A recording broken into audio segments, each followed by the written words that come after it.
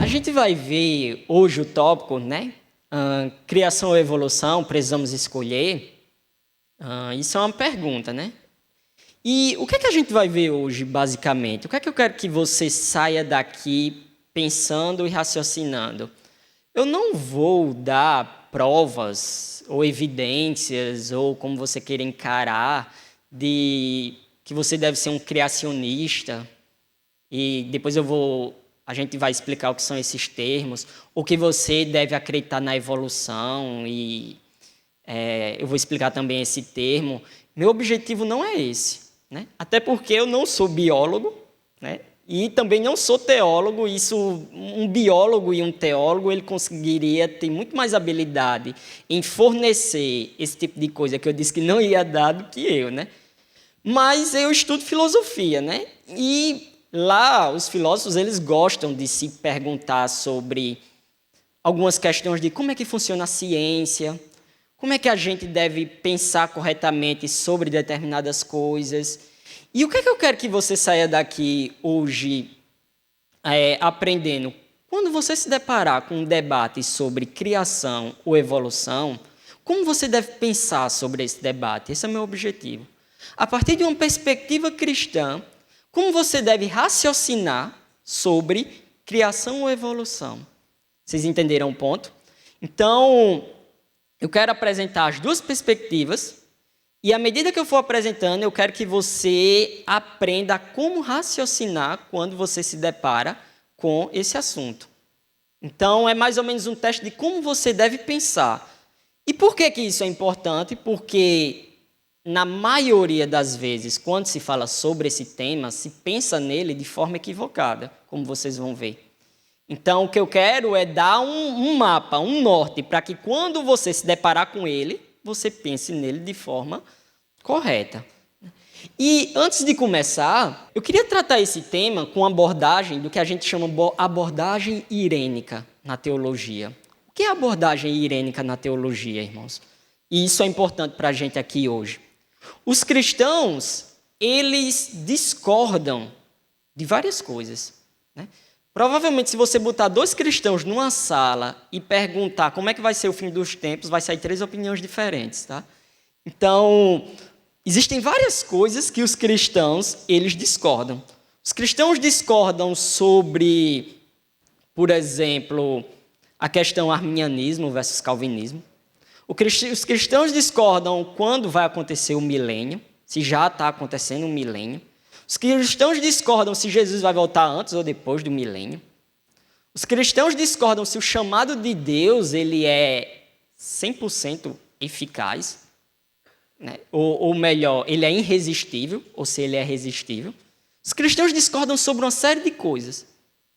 Na doutrina da criação, os cristãos também discordam sobre uma série de coisas. E aí é que está. O que é a abordagem irênica, irmãos? A abordagem irênica, ela se contrapõe à abordagem polêmica. O que é a abordagem polêmica? A abordagem polêmica é aquela que tenta vencer o outro, vencer o debate, e aí você tem o outro mais ou menos como um inimigo e não como alguém que você dialoga para aprender. A abordagem irênica, ela não pressupõe que os cristãos vão concordar com as coisas, porque eles não vão. A abordagem irênica pressupõe que a palavra irênico vem da palavra grega paz, né? Significa espírito pacífico, e ela pressupõe duas coisas. Primeiro, quando você for discordar de um ponto de vista, por exemplo, você vai discordar do criacionismo, ou você vai discordar do evolucionismo teísta. Daqui a pouco eu vou explicar esses termos. Quando você for discordar dessas coisas, você primeiro precisa entender do que é que você está discordando antes de você discordar. Esse é um primeiro pressuposto. Vocês entenderam o ponto? Então, antes de você discordar de criacionistas ou de cristãos que acreditam na evolução, você precisa entender no que é que ele acredita. E para isso é de extrema importância que você aprenda o que é que ele acredita nos termos dele. Ou seja, se você quiser saber o que é que um criacionista acredita, pergunta a um criacionista. Ou se você quiser saber o que é que um evolucionista acredita, pergunta a um evolucionista. Mas existe uma armadilha de você querer saber o que é que um evolucionista acredita pelos olhos de um criacionista. Ou você querer saber o que é que um criacionista acredita pelos olhos de um evolucionista. Isso aí é uma armadilha. Porque a gente, nós, nosso cérebro, nossas capacidades cognitivas, né? Isso aqui, existe uma capacidade de distorcer as crenças que a gente não acredita.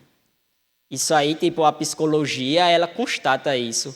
Você, muitas vezes, você tem duas atitudes perante crenças que você não acredita. A primeira, você tem uma tendência de distorcer elas, de tornar elas ou mais ridículas, ou mais fáceis de ser refutadas, ou esse tipo de coisa. Ou você tem uma tendência de não entender bem o que é que o outro que discorda de você está dizendo. Essas são duas tendências. Tá? Então, esse é um primeiro ponto. E um segundo ponto, a abordagem irênica, ela parte de outro pressuposto. Os cristãos, eles têm uma base comum. Os cristãos, eles discordam, mas eles também não discordam 100% não. Os cristãos têm uma base comum. E é nessa base comum, a partir dessa base comum, que a gente discute as nossas discordâncias. Então, esse é um primeiro pressuposto para a gente entender esse assunto. Tá? Então, eu quero mais de um espírito de paz do que de um espírito exatamente, digamos assim, de guerra entre criacionismo e evolucionismo. Tá? Deixem esse espírito de guerra para a imprensa que gosta de capa de revista, de botar criação versus evolução. Mas nós cristãos vamos trabalhar com a ideia de reconciliação. E isso não quer dizer, mais uma vez, irmãos, que a gente vai concordar em todas as coisas. Não vamos concordar, mas as discordâncias a gente vai tratar nesse espírito de paz. Um segundo ponto que você tem que entender, um segundo pressuposto nesse debate, é aquilo que a gente chama na teologia, que os reformadores na Idade Média chamavam de adiáfora. Adiáfora é um termo grego que significa coisas indiferentes. Esse é o significado de adiáfora. O que é que ele pressupõe? O que são essas coisas indiferentes? Né? O ponto é, as coisas indiferentes são questões sobre as quais os cristãos podem discordar e, apesar disso, serem igualmente cristãos. Existem coisas que os cristãos podem discordar, podem ter opiniões diferentes, mas ainda assim serem consideradas cristãos. Por que isso é importante? Porque nas doutrinas cristãs, irmãos, existem crenças, existem doutrinas que são uma mais importantes do que as outras. As doutrinas cristãs, elas não estão no mesmo saco, nem elas têm a mesma importância. Vou dar um exemplo bem claro do que eu quero dizer. A doutrina da Trindade é uma doutrina inegociável. Não tem como ser cristão e, ao mesmo tempo, não acreditar na Trindade, abrir mão da divindade do nosso Senhor Jesus Cristo. Não existe essa condição. Então, a doutrina da Trindade é uma doutrina inegociável. A doutrina de que Deus é o nosso Criador também. Ela é uma doutrina inegociável. Os cristãos, eles acreditam que Deus é o Criador. No entanto, existe uma coisa que os cristãos discordam. Como Deus criou? Deus criou numa semana literal de 6 dias e no 7º descansou? Ou Deus usou o processo da evolução? Os cristãos discordam nesse ponto. Os cristãos concordam que Deus é o Criador, mas os cristãos discordam sobre como Deus criou. Entenderam esse ponto? Os cristãos podem discordar legitimamente sobre como Deus criou? Sim. Por quê? Porque o como Deus criou é uma adiáfora. O como Deus criou é uma dessas coisas que são importantes, claro, mas não são essenciais à fé cristã. A forma como Deus criou. O que é essencial à fé cristã é a ideia de que Deus criou. Mas como Deus conduziu o processo, aí os cristãos podem discordar de forma legítima. Então, a mesma coisa, para quem tiver interesse, tem um livro muito bom do Roger Olson chamado História das Controvérsias na Teologia Cristã. O que é que o Roger Olson tenta mostrar nesse livro?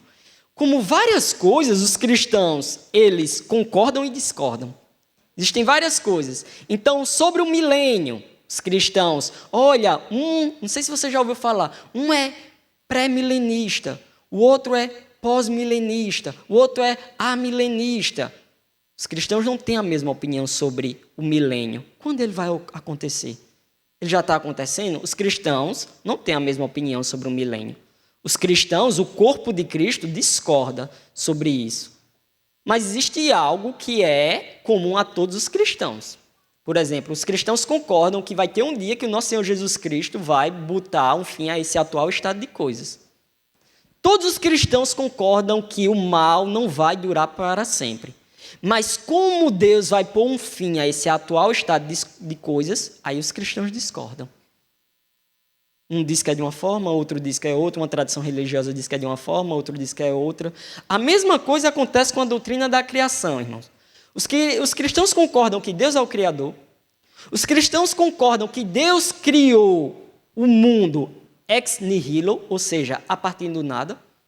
Os cristãos concordam também que Deus criou de forma livre e Deus mantém o cosmos. Deus mantém o universo, Deus é mantenedor, Deus é criador e mantenedor. Os cristãos, todos os cristãos concordam com isso. No que é que os cristãos discordam? Os cristãos discordam é como se dá esses processos. Aqui é onde os cristãos discordam. Ficou claro esse ponto, irmãos? Esse ponto é muito importante, porque um dos erros preocupantes da teologia é quando os cristãos pegam questões que não são essenciais e colocam como se fossem questões inegociáveis. E os cristãos, muitas vezes, eles pegam questões que são inegociáveis e tratam como se fossem negociáveis. Então, essa confusão, nós cristãos, nós não podemos fazer de jeito nenhum. Agora, isso não significa dizer, e a gente não está defendendo aqui, um tipo de relativismo. Cada um acredita no que quiser. Não, você tem que ter boas razões para acreditar naquilo que você acredita. Você tem que ter boas razões bíblicas para acreditar, por exemplo, que Deus fez o mundo em 6 dias. Ou você tem que ter boas razões bíblicas para acreditar que Deus guiou o processo da evolução. Ninguém está dizendo aqui, olha, tanto faz. Não é que tanto faz, irmãos. Agora, o ponto é, a gente pode discordar disso, e pode discordar no espírito irênico dessas questões, porque essas questões não são essenciais à nossa salvação. Ninguém vai se perder porque acreditou que Deus criou em 6 dias, ou que Deus usou o processo evolutivo, ou não acreditar nisso, etc, etc, tá? Por que esse assunto é importante? Bruno, se as pessoas podem discordar, então deixa elas discordar. Por que falar disso para a igreja? Por que tratar esse assunto Por que tratar desse assunto? Existem 2 motivos do porquê eu queria tratar, porque é importante. Mesmo nós cristãos discordando, mas por que é importante tratar desse tópico? Ou de outros tópicos como calvinismo e arminianismo, pré-milenismo, pós-milenismo, amilenismo. Sabe? Por que é importante tratar dessas coisas? Primeiro, porque os cristãos têm um compromisso com a verdade. Esse é um ponto. Os cristãos, eles querem saber como é a realidade das coisas. Quem não tem compromisso com a verdade é o pessoal que é pós-moderno. O pessoal não acredita que existe uma verdade objetiva. Então, eles podem dizer, tanto faz se Deus criou assim, assado, tanto faz se Jesus vai voltar depois do milênio, antes do milênio, tanto faz isso ou aquilo. Para os cristãos não é tanto faz. Os cristãos têm um compromisso com a verdade e eles querem saber como é que as coisas se dão, como é que se dá os processos criativos de Deus. Os cristãos querem saber dessas coisas. Então, esse é um primeiro ponto. Apesar de nós discordarmos sobre esses pontos, mas nós, cristãos, nós queremos saber a verdade. O segundo ponto, esse é o nosso compromisso. O segundo ponto é que as coisas reveladas, né? Cristo, nosso Deus, ela nos revelou, então nos pertencem, diz lá o livro de Deuteronômio.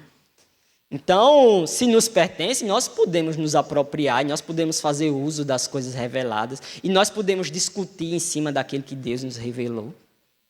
Então, os cristãos têm um compromisso com a ciência, os cristãos têm um compromisso com a revelação, por isso que não é tanto faz. Vocês entenderam? Então, calvinistas e arminianos, eles podem dialogar, eles podem discordar, mas não é tanto faz.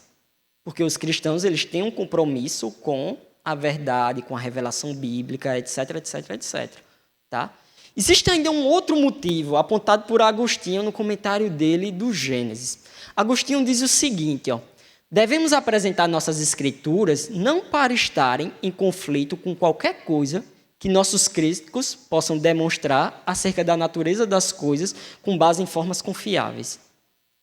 O que é que, em outras palavras, Agostinho está dizendo aqui no comentário dele de Gênesis? Olha, os cristãos eles têm um compromisso com a verdade, diz Agostinho. E os cristãos têm um compromisso com a doutrina cristã, e os cristãos também têm um compromisso de apresentar a doutrina cristã, aqueles que não acreditam na doutrina cristã, de forma racional.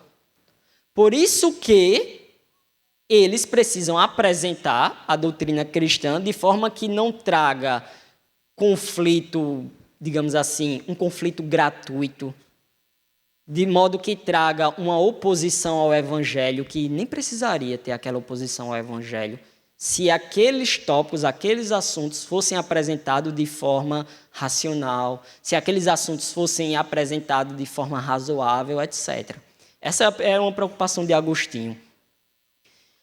Eu gostaria agora de definir os termos. O que é que a gente quer dizer com criacionismo e o que é que a gente quer dizer com evolucionismo, né?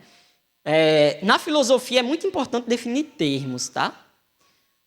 Tem até uma história, né? Uma vez o Dr. Mário Sérgio Cortella contou uma história que era um quadrinho que ele disse que leu quando criança, que o rei estava no castelo, lá na torre, né? E o rei perguntou para um dos soldados, vem um inimigo? Aí no segundo quadrinho o soldado olha para o rei e pergunta, defina inimigo. Aí o rei olha para o pessoal e diz, nunca deixe um filósofo como seu guarda.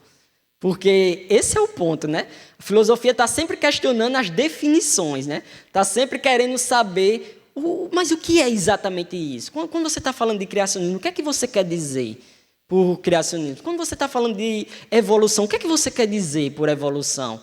Porque se a gente não definir bem os termos, a gente não sai do canto. Qualquer coisa pode ser evolução, qualquer coisa pode ser criação.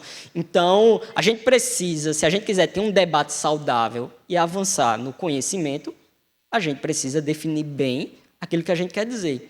E o que é criacionismo, né? Muitos criacionistas não gostam desse termo, né? Criacionismo de terra jovem. Eles preferem o termo intervenção informada. Mas o que é que significa isso exatamente? Significa uma série de compromissos. O primeiro compromisso, né, significa que a filosofia da ciência ela é aberta e não restrita. Ou seja, um criacionista é aquele que acredita que Deus ele intervém e é possível, através de meios naturais, perceber algumas dessas intervenções de Deus, por exemplo, na natureza, na história, etc. Esse é um primeiro ponto. Então, é uma filosofia mais aberta em vez de restrita. Em vez de dizer assim, a gente só vai levar em consideração causas naturais. Um segundo compromisso do pessoal é que todos os organismos fundamentais foram criados pela ação direta de Deus durante uma semana literal, tal como descritas em Gênesis 1 e 2. Esse é um outro compromisso que os criacionistas assumem.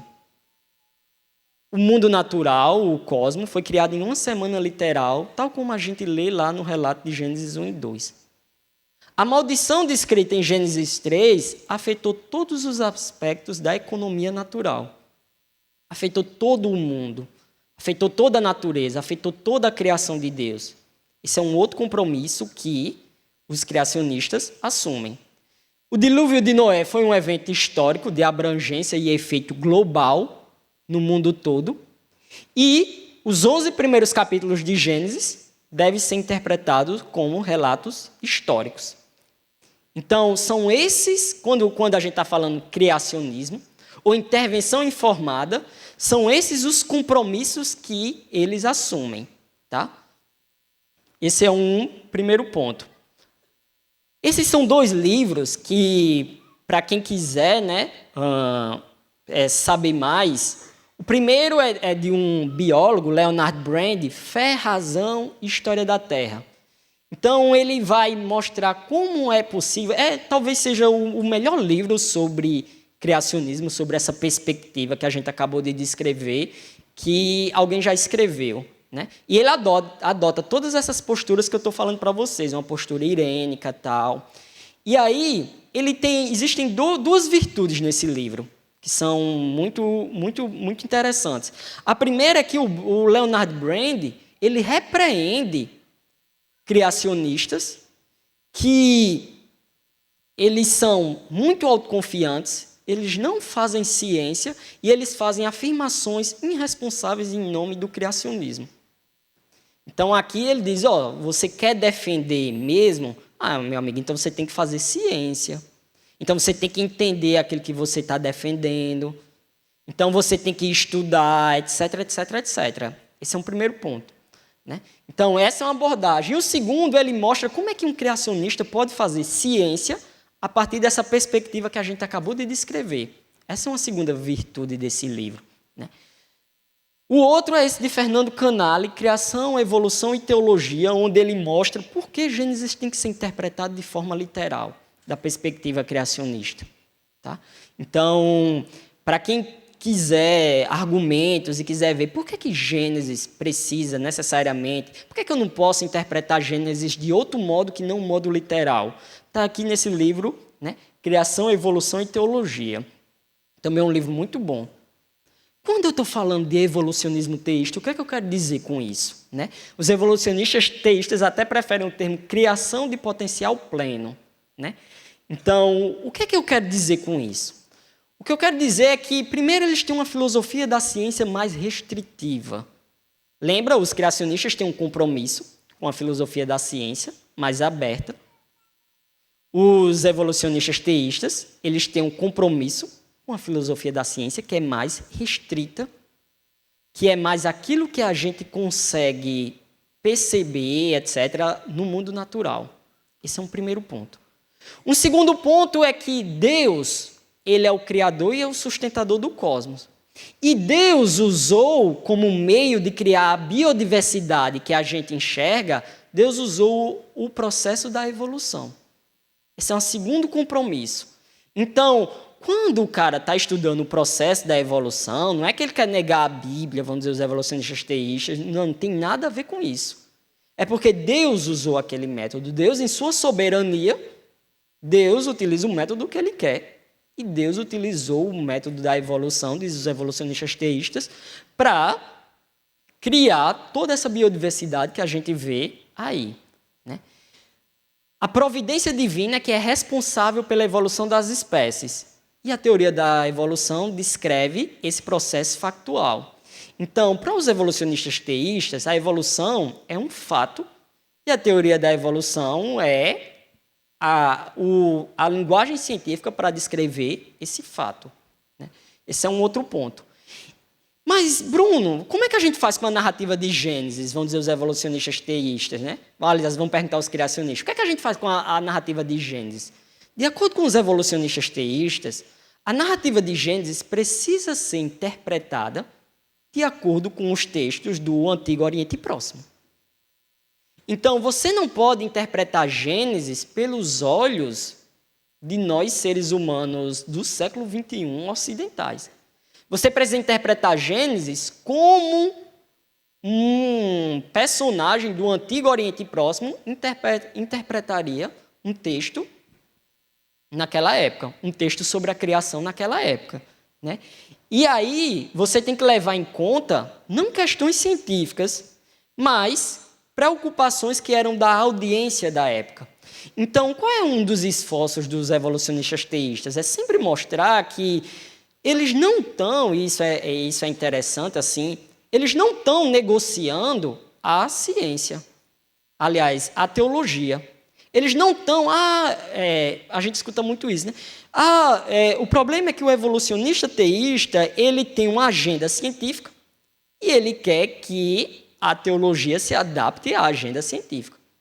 Mas nenhum evolucionista teísta ortodoxo e cristão pensa assim. Como é que os evolucionistas teístas eles pensam? Eles pensam que quando a gente for ler Gênesis, a gente tem que tirar o nosso óculos do século XXI e colocar o nosso óculos de como o pessoal leria na época que Gênesis foi escrito. Porque o texto de Gênesis não foi escrito para combater Darwin, vamos dizer, os evolucionistas teístas. O texto de Gênesis foi escrito para pessoas do Antigo Oriente Próximo. E é pelo olhar dessas pessoas que o texto de Gênesis precisa ser lido. Tá? 2 livros muito bons. O primeiro é esse aqui, do Dennis Alexander, né? Criação e Evolução. Até o título dessa palestra eu tirei desse livro, porque eu achei ele bem sugestivo. Criação e Evolução, precisamos escolher. Onde o Dennis Alexander ele vai apontar, né, como um cristão, como é que você pode ser um evolucionista teísta e não cometer suicídio teológico. Não, você pode ser mesmo cristão e ser um evolucionista teísta. É isso que o Dennis Alexander vai apontar nesse livro. O segundo é esse, O Mundo Perdido de Adão e Eva, do John Walton. Tem uma palestra, se você jogar no YouTube, tem 2 palestras que o John Walton deu na primeira conferência da ABC2, né? E o John Walton, né, tem essas 2 palestras sobre esse livro, e esse livro foi também recentemente traduzido. E ele é um livro, independente de você ser criacionista ou evolucionista teísta, ele é um livro maravilhoso, que ele vai mostrar como as pessoas na antiguidade liam textos antigos. Como liam os relatos da criação, como os babilônicos faziam isso, como os mesopotâmicos faziam isso, como os sumérios faziam isso, e por isso, como você deve fazer isso. Tá? Então, mais uma vez, o que é que eu estou fazendo aqui até agora? Eu estou indicando caminhos para, se você quiser saber sobre o criacionismo e você quiser saber sobre o evolucionismo teísta, você ir nas melhores fontes. Vocês entenderam o ponto? Vocês não irem nos espantalhos, nem vocês irem querer saber de um assunto pelo óculos de outra galera. Vocês têm que ir nas melhores fontes e saberem o que é que os melhores defensores de cada posição pensam sobre aquilo. É isso que Platão fazia na República. Platão, quando ele ia refutar uma posição, o que é que ele fazia? Ele tentava argumentar da melhor forma possível contra a posição que ele estava tentando rebater. Ou seja, Platão, o livro de Platão, né, a República, por exemplo, é um livro de diálogos. Então, Platão colocava um opositor a Sócrates, e esse opositor, Platão evitava fazer o que a gente chama de espantalho do argumento do outro. Platão não, Platão o que é que ele fazia? Ele fazia com que o opositor de Sócrates colocasse o argumento mais forte que ele podia, da forma mais competente que ele podia. E a partir daí, Platão tentava refutar aquele argumento. Vocês entendem como é que funciona a honestidade intelectual? Vocês entendem como é que funciona quando a gente tem uma preocupação com a verdade? Vocês entendem como é que funciona quando a gente é comprometido com a palavra de Deus realmente? A gente não faz espantalhos do que os outros acreditam, nem a gente julga eles pelos nossos termos. A gente vê os melhores dos que discordam de nós, porque a gente aprende com eles, porque a gente desenvolve a nossa posição a partir disso, porque a gente cresce, porque eles nos apontam pontos cegos que a gente não está vendo. É assim que a comunidade, o corpo de Cristo, consegue crescer intelectualmente. Vocês entendem esse ponto? Então, esse ponto é importante, irmãos, porque esses livros sobre o evolucionismo, aproveitando a oportunidade, né? O evolucionismo teísta, a ABC2, elas foram traduzidas pela ABC2 e aí deu uma certa polêmica toda vez na internet e com outros irmãos criacionistas, etc., de que a Associação Brasileira de Cristãos na Ciência é uma associação que, digamos assim, espalha ou defende o evolucionismo teísta, e por isso tem que ter cuidado com a ABC2, tem que ter cuidado com os membros da ABC2, etc, etc, etc. Mas essa é uma parte importante do regulamento da ABC2. A ABC2 surgiu para quê, irmãos? A ABC2 surgiu para que a gente pudesse discutir de forma cientificamente informada, a comunidade cristã, a Associação Brasileira de Cristãos na Ciência, pudessem discutir em um ambiente cristão, em um ambiente de amor, posições legítimas da fé cristã que envolvam a ciência. Por isso que a ABC2 surgiu. Tá? E por isso a ABC2 não toma posição quando há um desacordo honesto entre os cristãos em uma questão. Então, quem diz que a ABC2 é evolucionista teísta, etc, etc, etc, não é correto isso, porque a ABC2 não toma posição com relação a isso.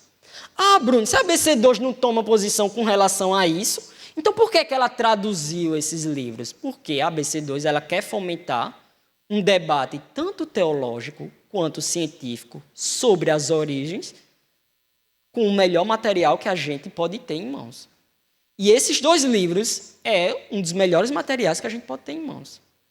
Ainda que você não concorde com eles, ainda que você discorde deles, eu não concordo com tudo que o Dennis Alexander aqui falou, nem com outro livro, Deus e Darwin, que foi lançado também, nem com O Mundo Perdido de Adão e Eva, de John Walton, mas eu aprendi muito com esses livros. Então, é isso que a ABC2 tenta fomentar, tá? E isso é importante, irmãos, que a gente discorde nesse contexto de amor. Um outro ponto, né, que a gente precisa se afiar para a gente pensar sobre evolucionismo, criacionismo, ciência, etc. Né? Como é que funciona uma palestra típica sobre, por exemplo, criacionismo? Né? A pessoa geralmente ela vai e ela apresenta alguns argumentos que ela entende ser a favor do criacionismo, né? E alguns argumentos que a evolução não consegue explicar. Né? É como se a ciência fosse apenas uma questão de explicar coisas, né? Ou de ser contra alguma coisa. Né? Então, é como se... E essa é uma forma até com que não criacionistas, mas evolucionistas também, e grande parte da sociedade encara a ciência. O que é a ciência para grande parte da sociedade? A ciência é uma forma de, através da observação, a gente conseguir chegar a hipóteses verdadeiras, a questões verdadeiras sobre o mundo, a realidade. E como é que a gente faz isso? Observando o mundo. Então, por isso que a ciência é mais confiável, vamos dizer. Essa é mais ou menos a ideia que tem no senso comum. Por isso que a ciência é mais confiável do que outras formas de conhecimento. Porque a gente observa e aí a gente vai lá e mostra, e o que melhor sair ali daquela observação é a teoria verdadeira sobre o mundo. Mas essa concepção de ciência, ela não é uma concepção correta. Essa concepção de que a ciência funciona a partir de provas e de explicações, de provas e de explicações. Tá? E eu vou explicar por quê e por que isso é importante nesse debate, criacionismo e evolucionismo. Tá? Vou explicar a partir de uma citação de Darwin. Né? Uma vez, lá no século XIX, Darwin ele era um biólogo muito perspicaz e ele também era um filósofo da ciência, também que tem uns insights interessantes. E Darwin soube que o pessoal lá da geologia, a Sociedade de Geologia lá da Inglaterra, eles estavam discutindo, né? Havia tanto desacordo entre os geólogos, tantos desacordos, que o pessoal começou a pensar assim, rapaz, é melhor a gente não colocar nenhuma teoria, não defender nenhuma teoria. É melhor a gente só observar e só anotar. A gente observa e anota. Não vamos defender aqui na Sociedade dos Geólogos nenhuma teoria, porque tem desacordo demais, a gente nunca chega a um veredito sobre as coisas, etc. Aí Darwin escreveu para um colega dele, o Henry Felt, uma coisa muito interessante. Olha o que Darwin disse, né? Há cerca de 30 anos, falou-se muito que os geólogos deveriam apenas observar e não teorizar. E lembro-me bem de alguém dizer que, nesse ritmo, seria melhor um homem entrar numa pedreira e contar os pedregulhos e descrever as cores. Estranho que ninguém tinha visto que toda observação deve ser a favor ou contra alguma concepção para ter alguma serventia. Olha como foi inteligente aqui a ideia de Darwin. Foi que Darwin notou. Olha, se os geólogos realmente eles entrarem num campo de estudo deles e eles simplesmente só descreverem, como é que eles vão saber quais são as rochas que vale a pena ser descritas? Como é que eles vão saber se, por exemplo, vale a pena eu descrever se a rocha foi encontrada na camada X, se a rocha tem a cor Z? Como é que eu vou saber dessas coisas? Se eu sair somente descrevendo, eu posso ou ignorar um monte de coisa importante, ou se eu sair descrevendo, eu posso deixar de levar em consideração, né? Não levar em consideração um monte de coisa que eu deveria levar, ou então sair anotando um monte de coisa inútil. Aí Darwin encerra a frase dele dizendo: para uma observação ter alguma serventia, ela precisa de alguma teoria que vai dizer: essa observação se encaixa aqui, meu filho. Essa observação se encaixa aqui. Essa observação se encaixa nesse outro lugar. Quando você for lá para olhar e pesquisar as montanhas, você deve observar essa e essa rocha. Quando você olhar para o céu, você deve observar esse e esse corpo celeste. Se você não tiver uma teoria que lhe diga isso, você não vai saber isso sozinho. Você não vai adivinhar. Foi isso que Darwin falou. E esse é o ponto, minha gente. Uma teoria, para ser uma teoria realmente científica, ela não pode ser simplesmente anti alguma coisa. Vocês entenderam o ponto? Para uma teoria, ela ser uma teoria realmente científica, ela precisa ser capaz, diz um filósofo da ciência chamado Henri Lakatos, ela precisa ser capaz de fazer duas coisas importantes. Primeiro, ela precisa ser capaz de conduzir pesquisas futuras. Então, uma teoria, ela só é importante para a ciência se a partir dessa teoria a gente conseguir conduzir um projeto de pesquisa. Se a gente não consegue conduzir um projeto de pesquisa, essa teoria não me serve de nada. Eu não consigo fazer ciência, porque a ciência tem uma parte muito forte experimental.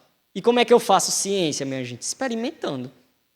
E quem vai me dizer como é que eu devo guiar a minha experimentação? Quem vai dizer o que é que eu tenho que botar nos meus tubos de ensaio? É uma teoria. Então, uma teoria ela precisa conduzir um projeto de pesquisa. Esse é um primeiro ponto. E o segundo ponto, diz o Lakatos, é o seguinte: uma teoria ele deve levar à descoberta de novos fenômenos. Então, uma teoria, para ela ser uma boa teoria, ela tem que fazer previsões. Vou dar um exemplo bem claro. O planeta Netuno, e agora eu estou falhando a memória, não lembro se foi Urano ou Netuno, mas assim, até o século XIX, mais ou menos, eles não era descoberto, né? Ninguém conhecia esse planeta. Né? Mas aí, o que é que foi que os cientistas, a partir da teoria de Newton, eles notaram? Né? A teoria da relatividade, não, perdão. A partir da teoria da gravitação universal. Eles perceberam o seguinte: olha, para esse corpo celeste aqui está se movendo da forma como ele se move, mesmo que o nosso telescópio não enxergue, mas provavelmente tem um corpo celeste perto dele, um outro planeta, atraindo a gravidade dele. Então, tem um planeta ali, ainda que a gente não consiga observar, tem um planeta ali. Porque essa é a forma melhor de explicar, a partir da teoria de Newton, por que é que esse planeta tem essa gravidade X. Por que é que esse planeta se movimenta dessa forma?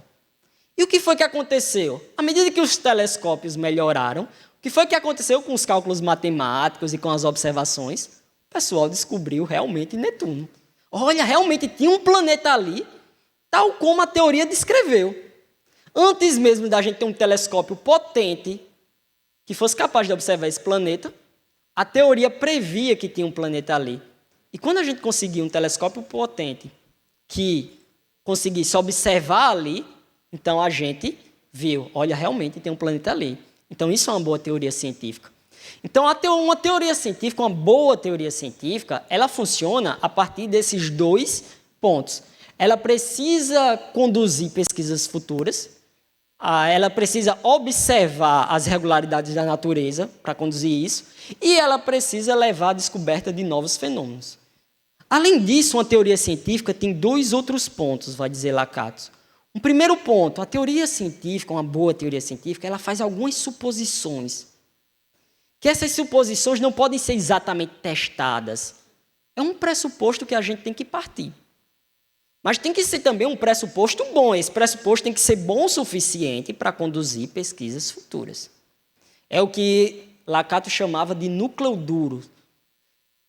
Apesar de a gente não conseguir fazer um experimento que prove esse núcleo duro, mas ele deve ser capaz de explicar e prever novos fenômenos. Esse é um primeiro ponto. E um segundo ponto é que uma teoria científica ela precisa realizar o pleno potencial dela. Então, a gente tem que ver ela conduzindo as pesquisas, a gente tem que ver cientistas a partir daquele ponto de vista pesquisando, a gente tem que ver se ela leva à descoberta de novos fenômenos, a gente tem que ver se, à medida que o tempo vai passando, aquela teoria científica ela vai ou degenerar ou vai trazer o progresso da ciência. Vai fazer uma dessas 2 coisas. Mas essa é uma forma, digamos assim, bem... É claro que aqui tem outras complexidades, etc. Mas essa é a forma mais significativa que eu penso que um filósofo já descreveu como é que funciona o método científico. Né?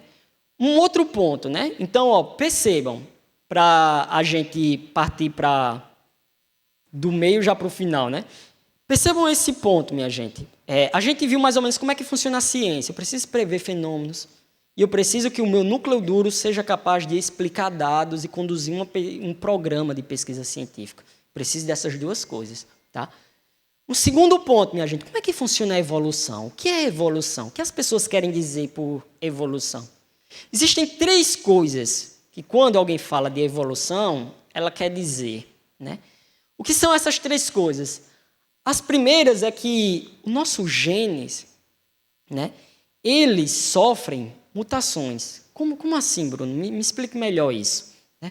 O nosso gene está o tempo todo fazendo cópias de si mesmo. Tá? Então, um gene está o tempo todo fazendo cópias. Por exemplo, a sua pele aí é uma cópia.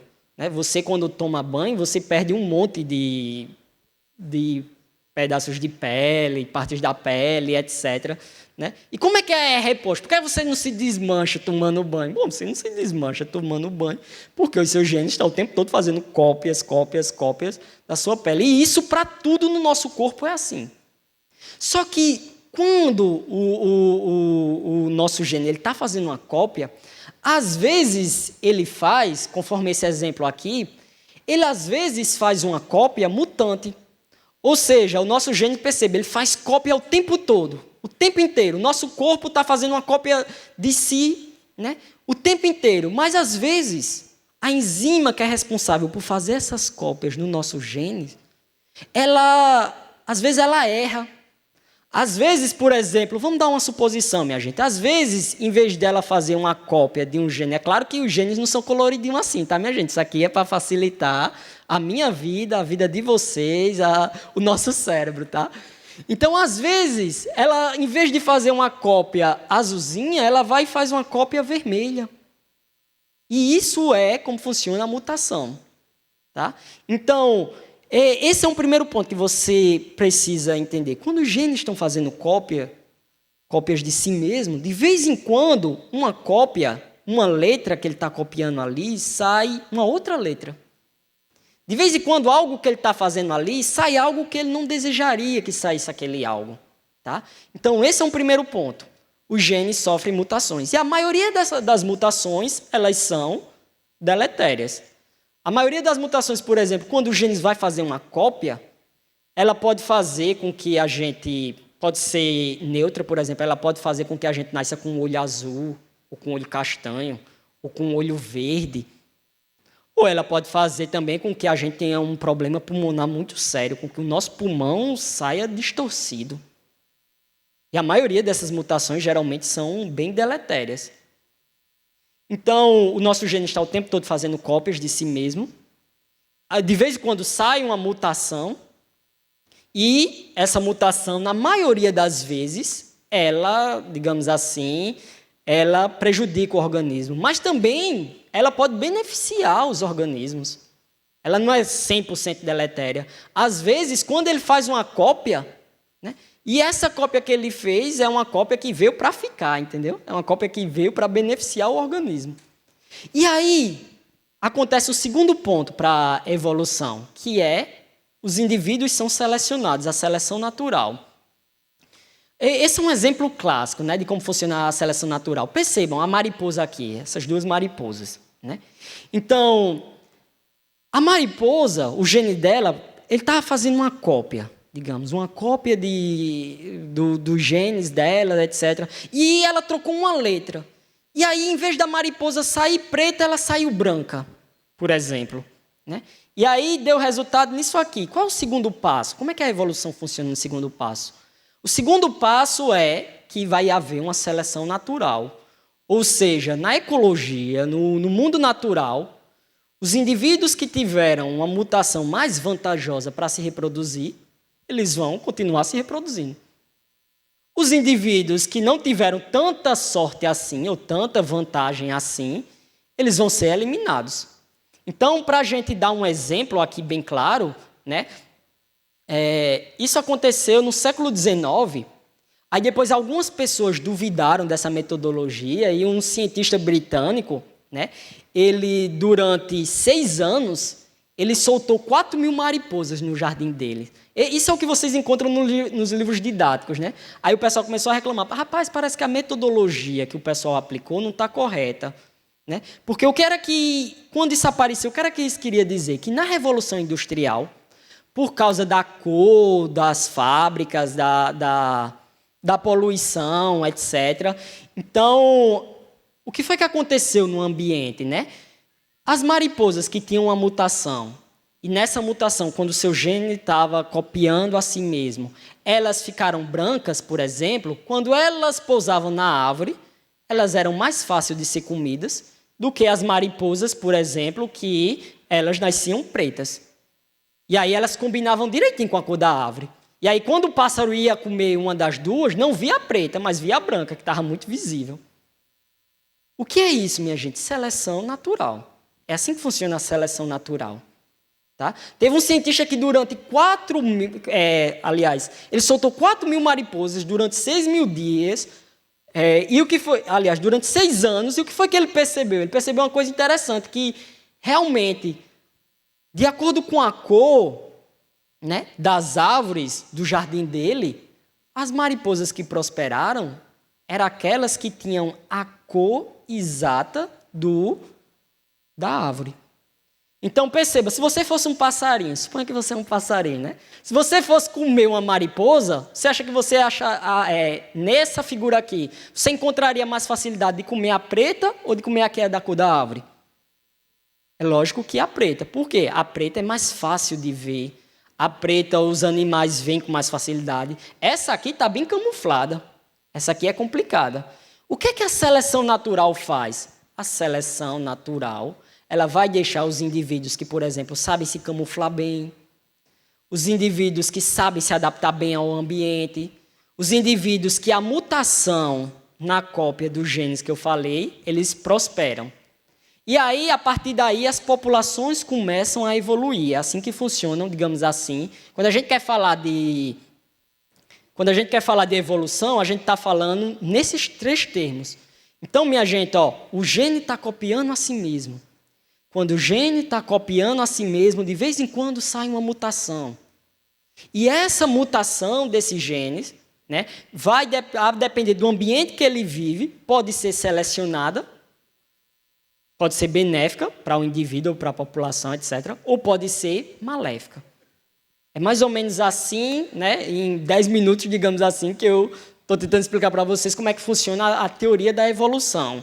Né? E aí...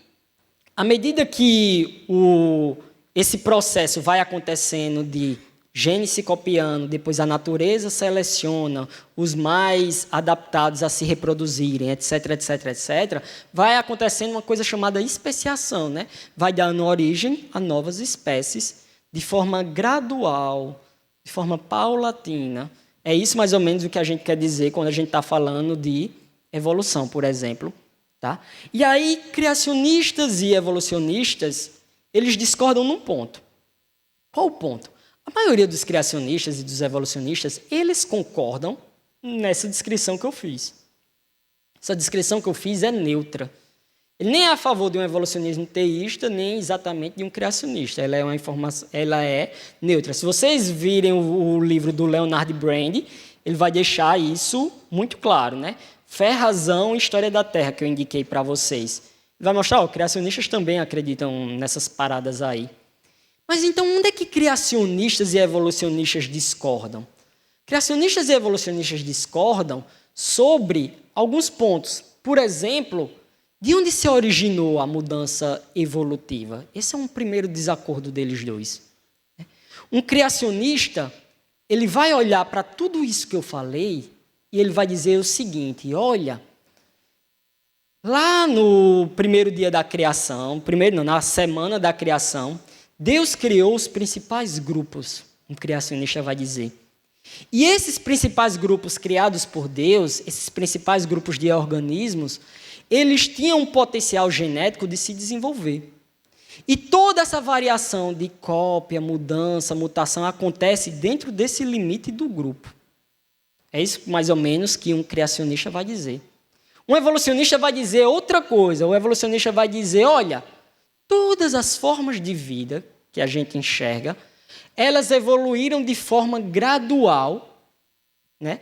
Todas as estruturas complexas que a gente enxerga, por exemplo, o olho humano, o nosso esqueleto, elas não evoluíram assim de repente, não, mas de forma gradual, através de pequenas mudanças por meio de milhões de anos. O que é interessante aqui a gente perceber é que criacionistas e evolucionistas, eles pegam os mesmos dados e eles dão duas interpretações completamente diferentes. Apesar de eles concordarem, por incrível que pareça, muita coisa. Então, de onde é que se originou a diversidade de vida? Para um criacionista, ele vai dizer, se originou de ancestrais mais simples.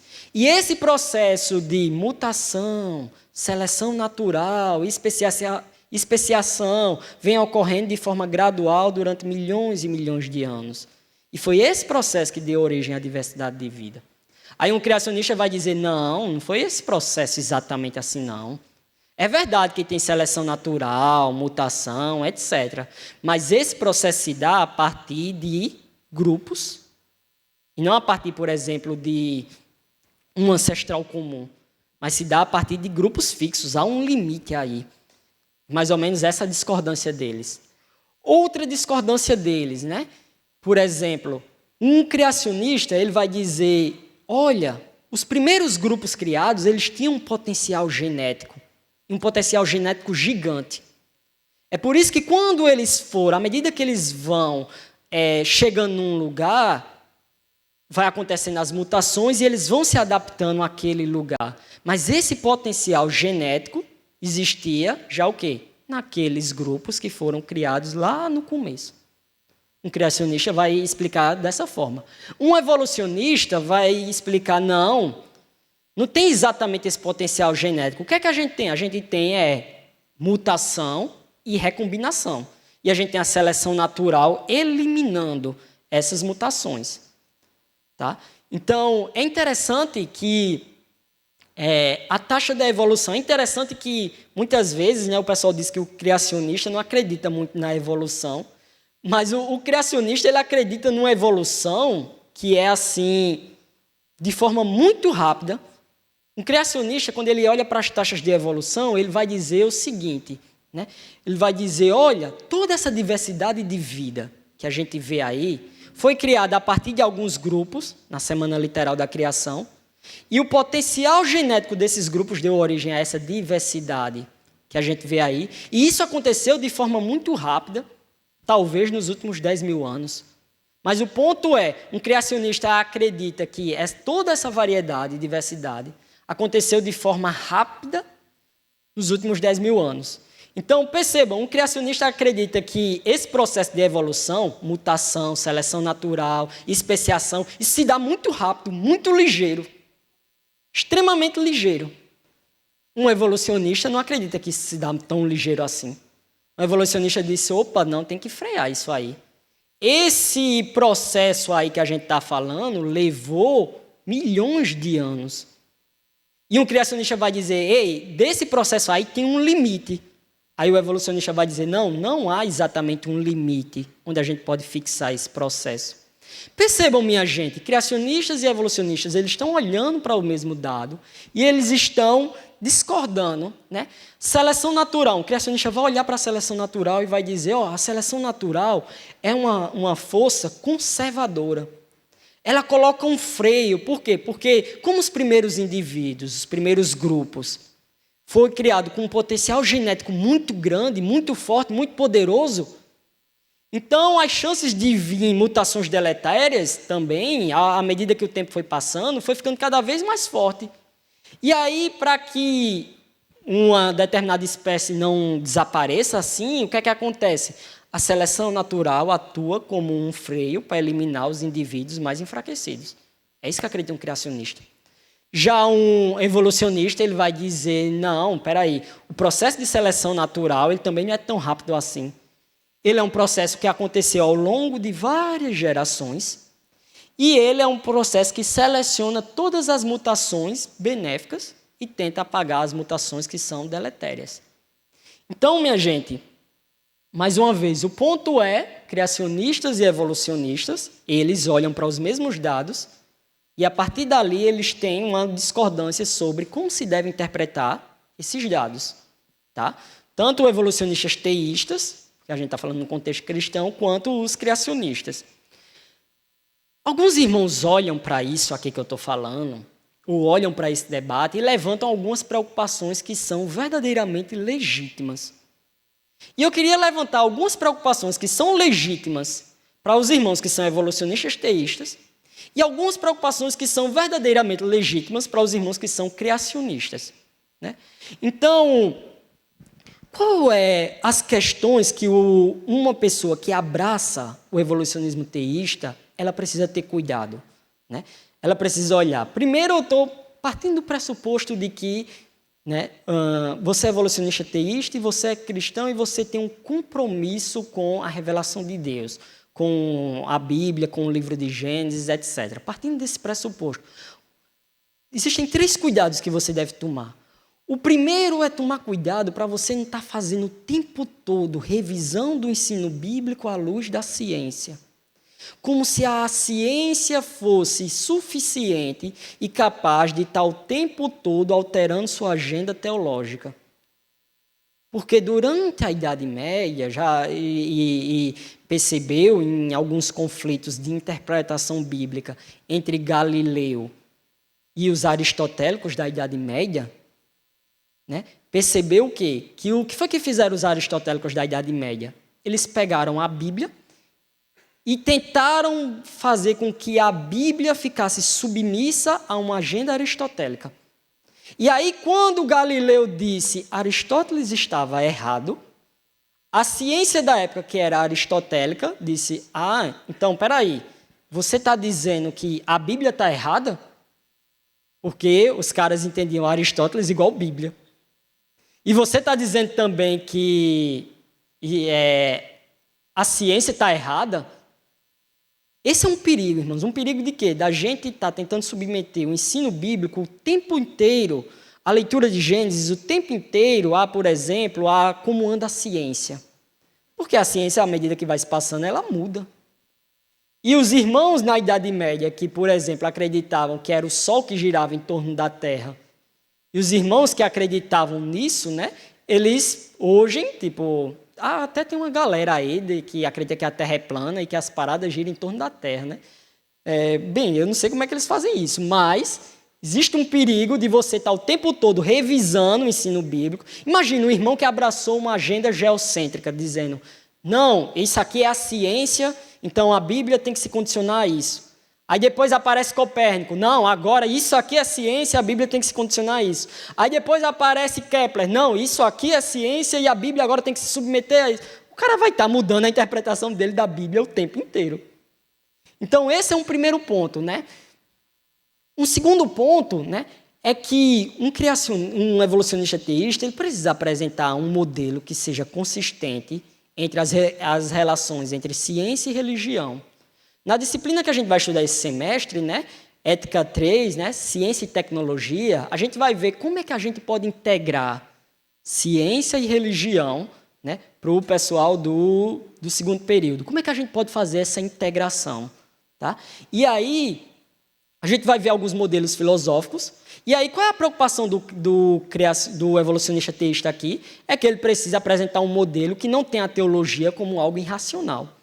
Não tem a teologia como algo subjetivo. Que leve realmente a sério a palavra de Deus e leve realmente a sério a ciência e tente conciliar essas duas coisas. Essa é uma questão que é importante para o evolucionismo teísta. Além disso, os evolucionistas teístas eles precisam também apresentar, para sustentar a crença deles, né, motivos bíblicos que sejam evidentes e que justifiquem a sua leitura de que Gênesis, por exemplo, não é literal. Então, esses são o quê, irmãos?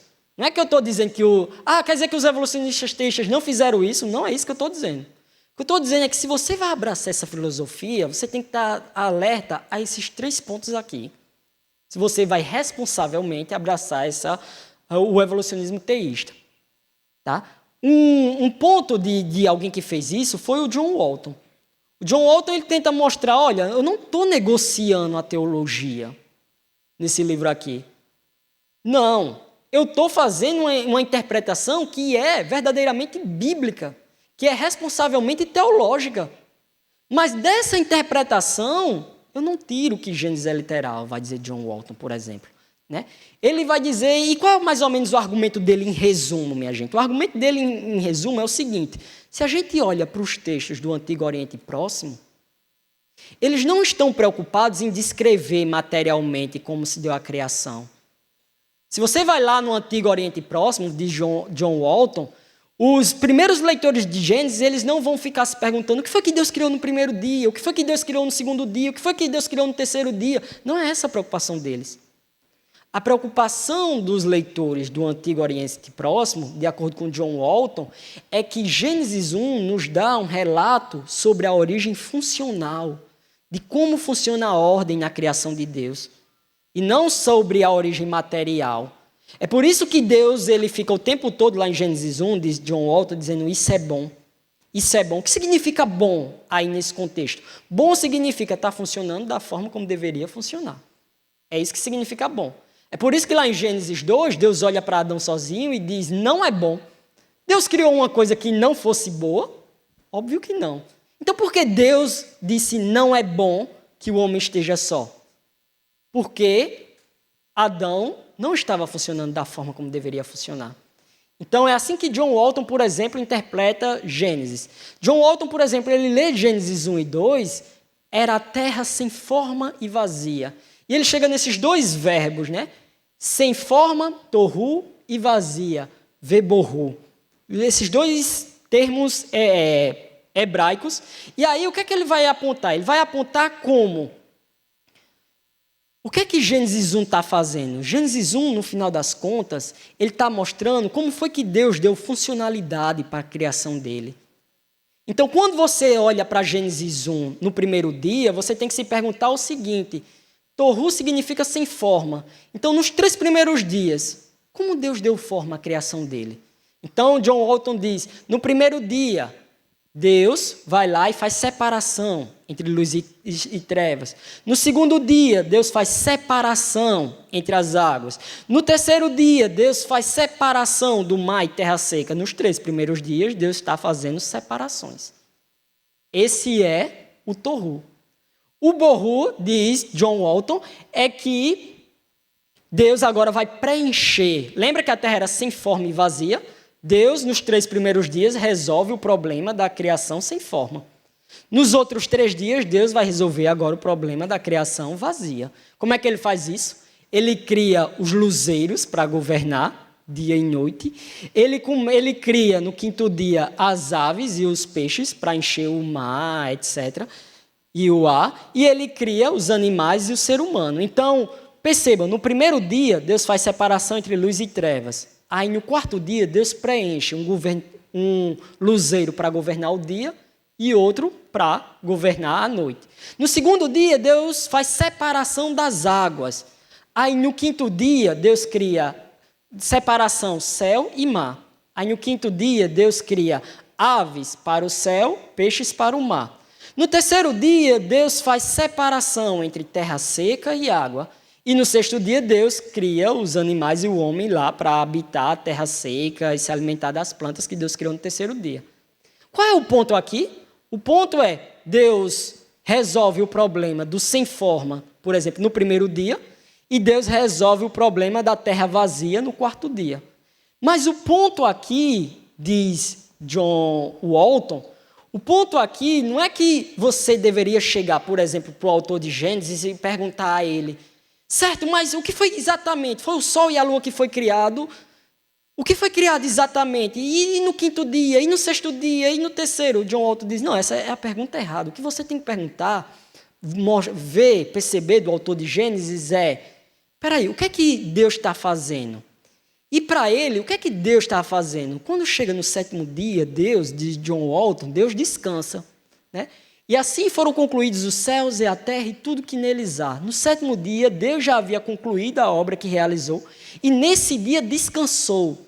Abençoou Deus o sétimo dia e o santificou, porque neles descansou de toda a obra que realizara na criação. John Walton diz, toda essa narrativa, sem forma e vazia, que a gente vê em Gênesis 1, ela vai culminar no clímax, que é o sétimo dia. O que é que Deus faz no sétimo dia? John Walton diz, ele descansa.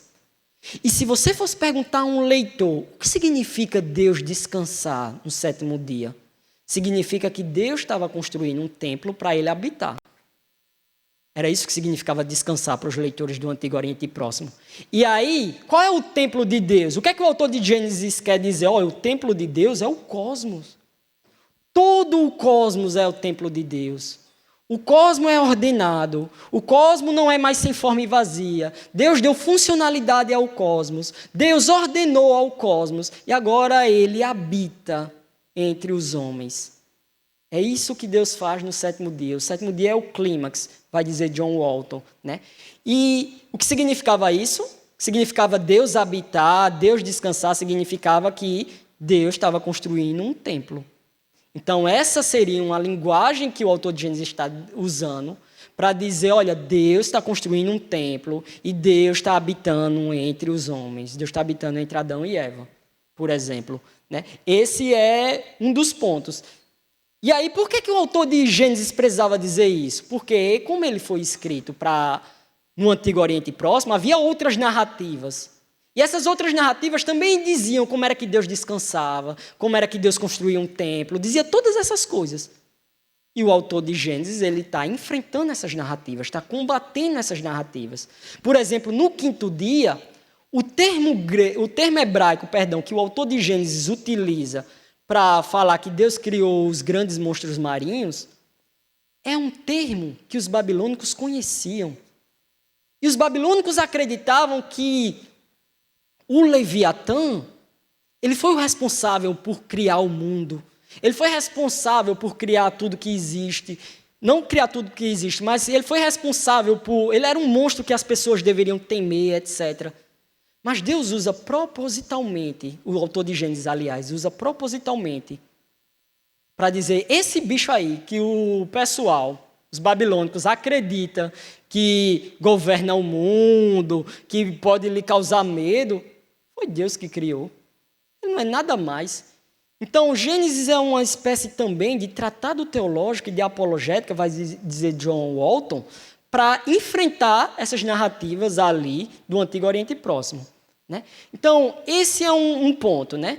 Então, existem possibilidades de um evolucionista teísta, ele, por exemplo, ler Gênesis e ele chegar a uma leitura, digamos assim, razoável, que combine Gênesis com as crenças científicas dele. Agora eu falei dos evolucionistas teístas e dos criacionistas, irmãos.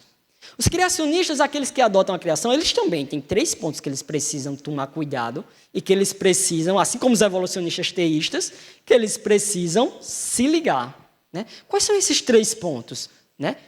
Primeiro ponto, irmãos, é que, às vezes, os criacionistas parecem adotar uma abordagem coerente com relação à ciência.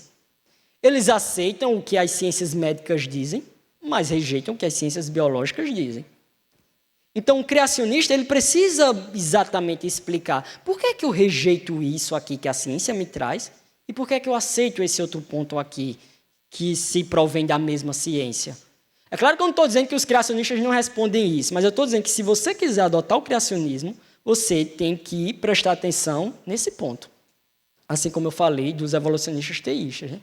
Um segundo ponto, irmãos, é que os criacionistas eles precisam apresentar os métodos do criacionismo, os méritos como pesquisa científica. Como é que a partir do criacionismo eu posso desenvolver uma pesquisa científica, uma pesquisa sólida científica, em vez de ficar apenas criticando o evolucionismo? Porque isso é um ponto que acontece.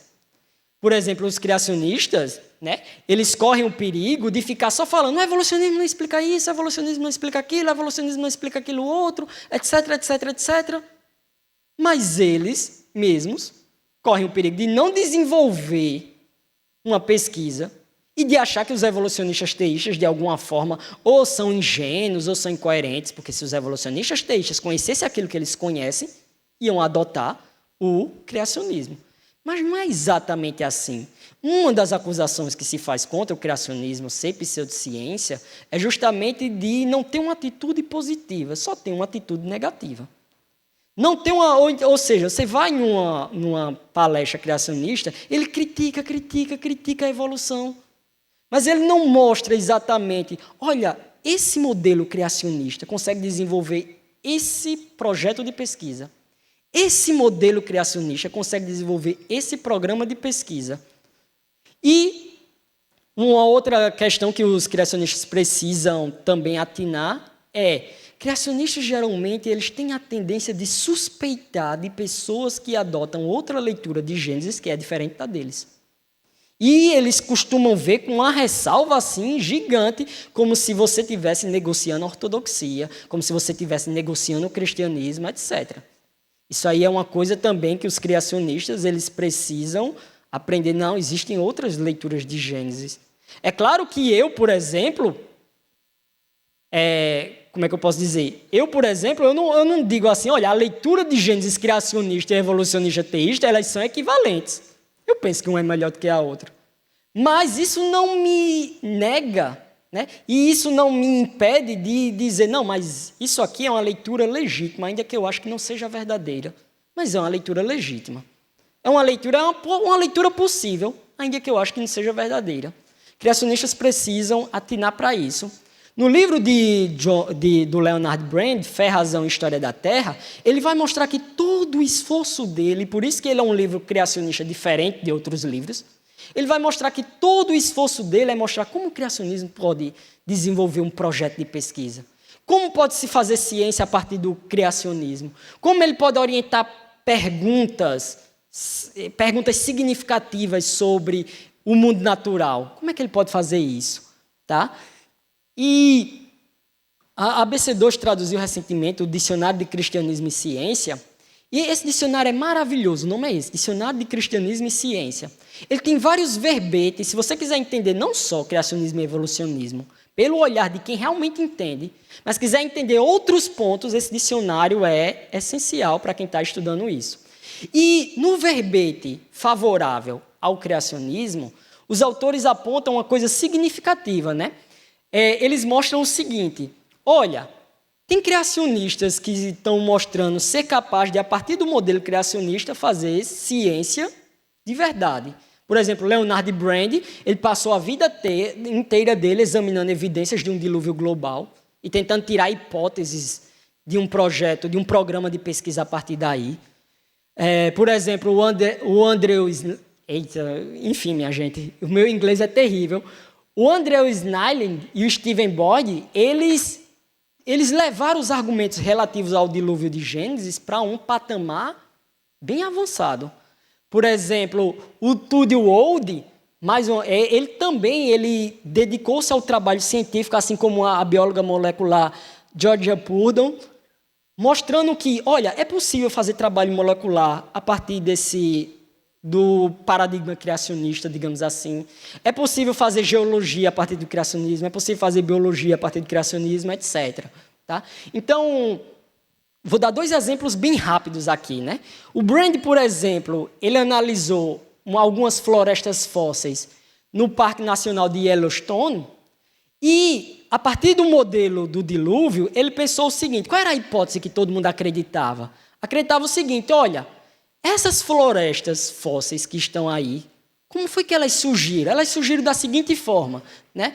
Elas têm árvores e você tem ali um rio que passava por ali, e esse rio, aos poucos, foi inundando e deteriorando aquele ambiente durante um longo período, até o rio cobrir essas árvores fósseis. Era assim que se pensavam, que os geólogos pensavam, que os biólogos pensavam, etc. O que foi que o Brand percebeu? Ele fez: não, eu vou usar um outro olhar, um outro paradigma, um outro modelo. Eu penso que, por exemplo, as árvores fósseis, elas não cresceram onde elas estão. Elas foram trazidas para ali. Elas foram transportadas até aquele local, juntamente com os sedimentos. E que, não foi ao longo de exatamente, não foi de forma lenta que um rio foi crescendo, crescendo, crescendo até cobrir ela. Não. Eu penso que foi algo mais abrupto. E depois os geólogos perceberam que o Leonard Brand estava certo. De onde foi que ele tirou essa ideia de que aquilo ali foi algo abrupto? Do paradigma criacionista dele, por exemplo. Né? Um outro exemplo significativo é do Arthur Chadwick, que ele pensava o seguinte, né? Ele chegou no Grand Canyon, e lá no Grand Canyon ele se deparou com os tapetes Sanderson. E quando ele se deparou com isso, ele disse: olha, como é que o pessoal acreditava isso? Era um pouco parecido com a questão anterior, né? Olha, isso aí, essas formações geológicas, elas são frutos de um acúmulo de areia com água rasa, areia com água rasa, areia com água rasa. E aí elas foram subindo aos poucos, esse depósito de areia. Foi subindo, subindo, subindo, até finalmente cobrir esse penhasco. E aí o Arthur Chadwick, a partir do paradigma de um dilúvio, etc., ele pensou o seguinte: olha, eu penso que não foi assim. Eu penso que não foi uma areia lentamente subindo, subindo, subindo. Eu penso que o processo foi muito diferente. Aí veio o acúmulo de areia em águas profundas por um processo que, digamos assim, de repente, digamos assim, invadiu e inundou isso. O processo aqui foi um pouco mais violento. E aí, quando o pessoal, os geólogos, um grupo profissional de geólogos evolucionistas, quando foram analisar o que o Arthur Chadwick estava falando, eles concluíram que, eu acho que aqui a coisa foi mais catastrófica do que lentamente como a gente acreditava antes. Aí foi interessante que o Chadwick, ele conta que um geólogo perguntou: rapaz, de onde foi que tu teve essa ideia de que a coisa aconteceu de forma um pouco mais catastrófica, não foi lentamente? Né? E aí, o que foi que ele quis mostrar com isso? Né? O que é que o Brand quis mostrar com isso, quando ele conta essa história? Né? Ele quis mostrar: olha, é possível que o criacionismo ele desenvolva um projeto de pesquisa significativo.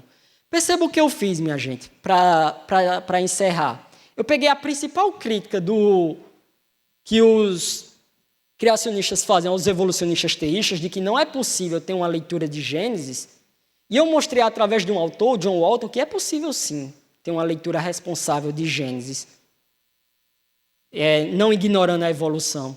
E eu peguei a principal crítica que os evolucionistas teístas fazem ao criacionista, dizer: o criacionismo é pseudociência porque não desenvolve um paradigma de pesquisa onde você pode constituir projetos de pesquisa, etc., etc. E eu tentei mostrar que os criacionistas eles tentam, sim, desenvolver, a partir do modelo criacionista, projetos de pesquisa que, de alguma forma, sejam consistentes. Para encerrar, eu queria responder essa pergunta: quem realmente tem um problema com a teoria da evolução? Porque, geralmente, a coisa é colocada, né, como a gente falou, cristãos, não é que os cristãos abraçam, todos os cristãos têm que abraçar a teoria da evolução. Como eu falei, essa é uma questão adiáfora. Como eu falei, é uma questão que a gente pode discordar naquilo que a gente está, enfim, naquilo que a gente está vendo, lendo, na leitura da gente das escrituras, a gente pode discordar disso, né? E por isso que os irmãos não estão aqui obrigados a aceitar o criacionismo ou o evolucionismo teísta. Você é responsável por você. Você veja como é que você concilia a revelação de Deus nas Escrituras com a revelação de Deus natural. Esse é o ponto. Mas muitas vezes se coloca como se a evolução fosse um fruto do naturalismo. Como se a evolução fosse o caminho mais óbvio que um naturalista deve tomar. Como se a evolução, ela, para citar as palavras de Richard Dawkins no livro Relojoeiro Cego, Darwin tornou possível ser um ateu intelectualmente realizado. A evolução é puramente algo naturalista. Mas para encerrar, o que é que eu quero mostrar para vocês? Eu quero mostrar um argumento de Alvin Plantinga, nesse livro também excelente, que tem o apoio da ABC2, Ciência, Religião e Naturalismo, onde está o conflito. Tá? O que é que eu quero mostrar nesse livro aqui de Alvin Plantinga, né? Alvin Plantinga ele traz um argumento muito interessante. Ele vai mostrar, não é o teísmo cristão que tem um problema insolúvel e impossível de ser conciliado com a evolução. Quem tem um problema muito sério com a teoria da evolução é o naturalismo. E aí, por quê? Como é o argumento de Alvin Plantinga? Primeiro, você precisa entender o que é uma crença irracional. Suponha que você diga assim, as crenças não existem. Isso é uma crença. Seria irracional você dizer isso. As crenças não existem, porque você está pronunciando uma crença. Suponha que você diga, por exemplo, ninguém tem crenças verdadeiras. Espera lá, e essa sua crença é verdadeira? Se você diz que ninguém tem crenças verdadeiras, e isso que você está dizendo não é uma contradição? É uma contradição. Suponha que você diz, todas as minhas crenças são falsas. Espera lá, e isso que você acabou de dizer é falso? Então, o que são isso aqui? São contradições profundas. Você não pode ser racional e, ao mesmo tempo, acreditar que todas as minhas crenças são falsas. Porque você vai estar caindo em alto, você está puxando o tapete no qual você está em pé. Você não tem como ser racional e acreditar ninguém tem crenças verdadeiras. Porque como se faz sua crença? Não é o pessoal que diz que não existe verdade, né? O pessoal diz... A gente vai ver isso em filosofia da religião também, né? Para o pessoal do terceiro período, esse semestre. O pessoal diz, não existe verdade, né? Mas isso aí que ele está dizendo é uma verdade? Isso aí é uma contradição. A pessoa está se autoanulando, né? É como se ela dissesse, não existem seres humanos. Oxe, menino, e tu é o quê? Enfim, isso é uma contradição. E aí, qual é o argumento de Plantinga? O argumento de Plantinga é o seguinte... Existe o naturalismo, e se você acredita no naturalismo e acredita na teoria da evolução, ao mesmo tempo, você vai gerar uma crença irracional, igual essas crenças que a gente acabou de ver. Igual a crença de que nenhuma das minhas crenças são verdadeiras. Igual a crença de que todas as minhas crenças são falsas.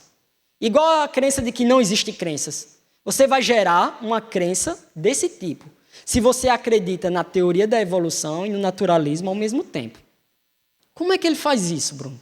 É importante que se diga, o argumento de Plantinga não é que você não pode acreditar no naturalismo, nem que você não pode acreditar na teoria da evolução, não é. É que quando você junta essas duas coisas, ele gera uma crença irracional do tipo, não existem crenças verdadeiras. Uma crença que se autoanula, que se autodestrói. Para a gente encerrar, como é que Plantinga faz isso? Primeiro vamos definir o que é naturalismo. Naturalismo é a ideia de que, para citar aqui Carl Sagan, o cosmos é tudo que existe, existiu e existirá. Então o naturalismo é a ideia de, digamos assim, de que não existe Deus ou qualquer coisa parecida com Deus. A única coisa que existe é o cosmos. A única coisa que existe é o mundo natural. A única coisa que existe é a natureza. Essa é a crença no naturalismo. Isso é o naturalismo. Então, esse é um primeiro ponto. Segura. O que significa o naturalismo? A crença de que o cosmos é tudo que existe, existiu e existirá. A crença de que não existe nada como Deus, nem parecido com Deus. Não há divindade, só há a natureza. Só há o universo. Não há nada que transcenda o universo. Esse é um primeiro ponto. Um segundo ponto é que a gente pressupõe que as nossas faculdades cognitivas são potencialidades ou processos que produzem em nós conhecimento verdadeiro. Bruno, o que são nossas faculdades cognitivas? Por faculdades cognitivas, eu quero dizer a percepção. Olha, eu estou olhando um controle de data show. Eu estou falando da memória. Eu estou falando da introspecção. Então, esse conjunto aí, percepção, introspecção, memória, etc., etc., forma o conjunto das nossas faculdades cognitivas. É com elas que a gente pensa, é com elas que a gente raciocina, é com elas que a gente lembra, é com elas que a gente faz cálculos matemáticos, é com elas que eu estou falando e vocês estão entendendo. Elas formam o conjunto daquilo que a gente conhece como razão, né? Então, esse é o ponto de Plantinga. Digamos que não exista Deus. Como é que se formam as nossas crenças? Como é que se formam as nossas crenças? Elas se formam de uma forma material. Ou seja, as crenças, o que são? Elas são causadas ou determinadas por coisas que acontecem fisicamente e materialmente no nosso cérebro. Então, digamos assim, a gente tem um estímulo externo. Esse estímulo externo, de alguma forma, causa processos químicos e eles vão parar no nosso cérebro e aí a gente tem uma crença. Por exemplo, alguém bota essa garrafa d'água aqui na minha frente, aí isso causa um estímulo visual, esse estímulo visual causa algo nos meus nervos, que lá no cérebro, e eu formo a crença, olha, eu estou vendo uma garrafa d'água. Então, a coisa é formada de forma assim, bem material. E aí, o ponto de Plantinga é o seguinte, se alguém não acredita que Deus guiou o processo da evolução, as faculdades cognitivas dessa pessoa, a percepção, a memória, a introspecção, elas não foram geradas para fazer crenças verdadeiras, gerar crenças verdadeiras sobre o mundo. Qual é o objetivo da nossa percepção, minha gente, da evolução, da nossa memória? É sobreviver e gerar descendentes. É só isso. Mas a evolução, como vários teóricos da evolução eles lembram, como Richard Dawkins, Carl Sagan, etc., a evolução não está preocupada em gerar crenças verdadeiras.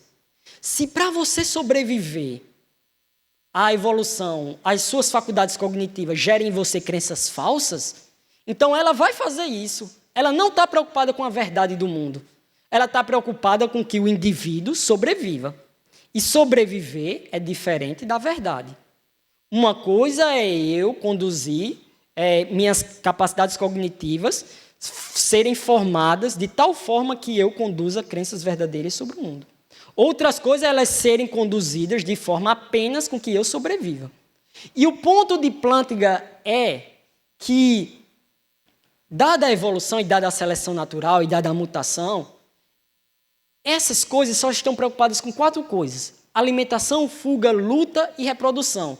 O que é que, no final das contas, a seleção natural vai favorecer, minha gente? Ela vai favorecer aquelas crenças que ajudem o indivíduo a se alimentar, fugir, lutar e se reproduzir. A seleção natural não tem a obrigação, ela nem conhece essa palavra, obrigação, de favorecer as crenças que vão ajudar você a sobreviver. Aliás, que vão ajudar você a ter crenças verdadeiras sobre o mundo. Ela não tem essa preocupação. As únicas crenças que a seleção natural vai favorecer são aquelas que elas geram, mais uma vez, alimentação, fuga, luta e reprodução. Então, quando uma crença gera a possibilidade de você alimentar, a seleção natural vai favorecer ela. Quando a crença faz com que sua capacidade cognitiva trabalhe de tal forma que gere com que você fuja do perigo, ela vai fazer isso. Ela vai favorecer essa crença. Quando as suas capacidades cognitivas estiverem funcionando de tal forma que a seleção natural vai ajudar você a se reproduzir, então ela vai favorecer essa crença. Mais uma vez, ela não está preocupada com a verdade. Ela só está preocupada com alimentação, fuga, luta e reprodução. E aí é que está. David Wilson, que é um psicólogo da teoria da evolução, ele diz uma coisa interessante. A mente bem adaptada é, em última análise, um órgão de sobrevivência e reprodução. Percebe o ponto que é que David Wilson está dizendo aqui? Ele está dizendo que a mente não foi feita exatamente para gerar crenças verdadeiras sobre o mundo. Para que serve a mente? Para que serve nossa crença? Para que serve todo o nosso aparato cognitivo? Para sobreviver e reproduzir. Somente para isso. E é por isso que quando a gente aplica a lógica da seleção natural, as crenças que nos ajudem a sobreviver e reproduzir, ainda que elas sejam falsas, essas são as crenças que a seleção natural vai favorecer no final das contas. Mas, Bruno, essa crença é falsa. Problema, ela não ajuda você a se reproduzir. Mas, Bruno, essa outra crença é falsa. Problema, ela não ajuda você a sobreviver. Porque, no final das contas, é esse o compromisso da seleção natural. E aí, qual é o argumento de Plantinga? Junta agora essas duas coisas, o naturalismo e a seleção natural. Quando você junta, você tem um choque. Qual é o choque? O choque é o seguinte: se a evolução natural, se a evolução e o naturalismo forem aceitos, então as nossas faculdades cognitivas, elas têm um único objetivo, né? Elas visam alimentação, luta, fuga e reprodução. Esse é o primeiro ponto do argumento. Na disciplina de filosofia da religião, a gente vai estudar esse argumento de uma forma mais profunda. Tá? Mas esse é o primeiro ponto. Se a evolução natural, se a seleção natural e o evolucionismo for verdadeiro, o único objetivo das nossas capacidades cognitivas são essas. Segundo, se o único objetivo da evolução for esse, então, como é que a gente sabe se as nossas capacidades cognitivas são confiáveis? Como é que a gente sabe se as nossas faculdades cognitivas não estão preocupadas com a verdade? Como é que a gente sabe se a gente pode confiar nelas? Como é que a gente sabe se as crenças que a gente está gerando sobre o mundo, a gente pode realmente abraçá-las? Pode dizer, isso aqui é uma crença verdadeira. Pode dizer, não, isso aqui é verdadeiro, isso aqui é falso. Como é que a gente sabe? Por quê? Porque o nosso aparato cognitivo, dado o naturalismo e dada a seleção natural, não foi produzido para isso. Não foi produzido para dizer isso aqui é verdadeiro, isso aqui é falso. Foi produzido para lhe ajudar a reproduzir, lhe ajudar a sobreviver. É claro que Deus, se Deus guiou a evolução, então o problema aqui desaparece completamente. Porque se Deus guiou a evolução, eu e você somos criados à imagem e semelhança dele. Então Deus conduziu o processo evolutivo de forma não apenas que a gente se reproduza e sobreviva, mas de forma que a mente da gente gere crenças verdadeiras sobre o mundo. Então, a gente pode confiar no nosso cérebro, a gente pode confiar na nossa memória, a gente pode confiar na nossa percepção, a gente pode confiar na nossa introspecção, a gente pode confiar nisso tudo. Mas se não há Deus, a gente não pode confiar nas nossas crenças. Porque o aparato cognitivo pelo qual as nossas crenças foram formadas, ela é falha. Imagina uma calculadora, irmãos, que toda vez que você faz a conta, ela dá um número errado. Ela é confiável? Não. Esse é o ponto. E aí, se você tem um anulador para o pressuposto de que as suas faculdades cognitivas é confiável, então você tem um anulador para qualquer coisa que você acredita, inclusive para aqueles que acreditam no naturalismo e na teoria da evolução. Bruno, explica melhor isso. O ponto, mais uma vez, resumindo o argumento, se Deus não existe, as suas capacidades cognitivas só têm um objetivo: alimentação, luta, fuga e reprodução. Esse é o único objetivo das suas faculdades cognitivas, se Deus não existe. A evolução moldou a sua mente para isso.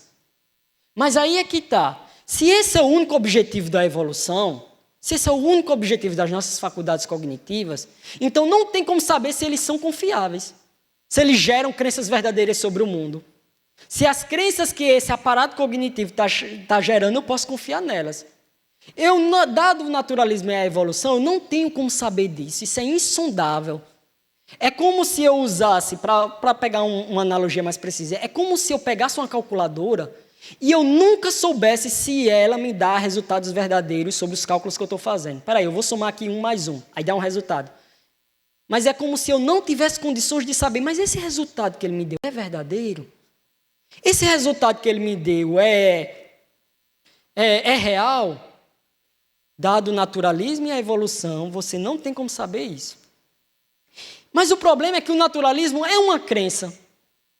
E a evolução também é uma crença. São duas crenças que nosso aparato cognitivo forma sobre o mundo. Então, é como se você dissesse, não existe verdade. Ué, você está dizendo a verdade. É como se você, mais uma vez, se você acredita nessas duas coisas, é como você não tem motivos para acreditar que a sua cognição é confiável. Mas se você não acredita que a sua cognição é confiável, meu filho, você não pode acreditar mais em nada. Se você não acredita que a sua cognição não é confiável, você não tem base nenhuma para acreditar no que for, inclusive no naturalismo, inclusive na crença de que não há Deus. É por isso que, quando você junta elas duas, você tem um anulador. E aí você pode dizer, rapaz, isso é coisa de religioso, mas Darwin, ele se preocupava com isso. Thomas Nagel é outro filósofo naturalista que também se preocupa com essa questão e com esse argumento. Darwin uma vez disse o seguinte: sempre surge em mim uma dúvida horrenda quanto a saber se as convicções da mente do homem desenvolvida a partir da mente dos animais inferiores têm algum valor ou são, em alguma medida, dignas de confiança. Quem confiaria nas convicções da mente de um macaco, se é que tal mente tem quaisquer convicções? O próprio Darwin, ele dizia, como é que eu posso confiar no meu aparato cognitivo se ele é fruto da seleção natural que, por exemplo, não está preocupado com crenças verdadeiras? Está preocupado só com que os indivíduos sobrevivam e se reproduzam. Como é que eu posso ter certeza? Como é que eu posso confiar nisso? Aí Darwin diz, sempre surge em mim essa dúvida horrenda se as minhas crenças são realmente confiáveis. Por quê? Porque, para a gente encerrar, né, para citar um ponto de Thomas Reid uma vez disse o seguinte: se a honestidade de um homem é posta em causa, seria ridículo basearmos-nos na sua própria palavra, seja ele honesto ou não. Ou seja, digamos que eu duvide da honestidade de uma pessoa. Seria ridículo eu dizer, rapaz, eu desconfiando da honestidade de X. Seria ridículo eu chegar e perguntar, peraí, tu é honesto ou não? Não. Se eu já estou duvidando da honestidade dele, é ridículo eu confiar na palavra dele. Se eu estou duvidando da honestidade dele. Aí Thomas Reid diz, o mesmo absurdo há quem procura provar que o nosso raciocínio é falacioso. Por quê? Que o nosso aparato cognitivo não é confiável. Por quê? Diz Thomas Reid. Porque o que é que ele está fazendo? Ele está raciocinando. Ele está pensando. Como é que ele pode dizer que o pensamento dele não é confiável? Se ele está pensando. Como é que ele pode dizer que as faculdades cognitivas dele não são confiáveis? Se tudo que ele está falando, fazendo, conduzindo, é fruto das faculdades cognitivas dele. Então, como é que ele pode não cair em contradição? É óbvio que ele vai cair em contradição. É por isso que, minha gente, quem tem um verdadeiro problema em conseguir conciliar a sua crença com a teoria da evolução não é exatamente os cristãos. A teoria da evolução precisa de Deus para guiar o processo. Porque se Deus não tiver para guiar o processo, as suas crenças são formadas por um aparato cognitivo que você não sabe se é digno de confiança.